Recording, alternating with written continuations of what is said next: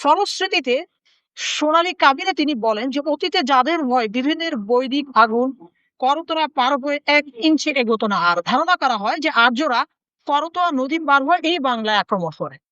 অর্থাৎ তিনি এই সোনালী কাবিনকে বাঙালি জাতির ইতিহাস উদ্ভূত হওয়ার যে মিথ, সেই মিথ হিসেবে তিনি ব্যবহার করেছেন। আরো একটা মজার বিষয় হচ্ছে যে অনেকে বলে থাকেন যে সনাতনী যে ধর্ম, সেই সনাতনী ধর্মের একটি অপভ্রংশ ধর্ম হচ্ছে বৌদ্ধ ধর্ম। তো সেখানে আমরা দেখবে যে একটি লাইন আছে এরকম যে, আমার তো কপিলে বিশ্বাস, সে কোন মন্ত্রের বলে বধূ তোমাকে বরণ করি। আমার তো কপিলে বিশ্বাস, প্রেম কবে নিয়েছিল ধর্ম কিংবা সঙ্গের স্মরণ। কপিল ছিল আমি একটু বলছি, বুদ্ধের একজন অনুসারী।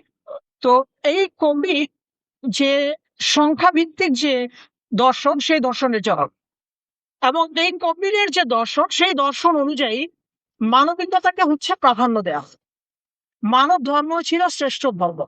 সে অনুযায়ী তিনি বলেছেন আমার তো কপিলে বিশ্বাস। অর্থাৎ তিনি তার বিশ্বাসকে, তিনি তার জাতিবোধকে, তিনি তার বাঙালি বৈশিষ্ট্যকে, জাতীয়তাকে তার এই কবিতার মাধ্যমে তিনি প্রাধান্য দিতে চেয়েছেন। আরেকটি মজার বিষয়, মিথ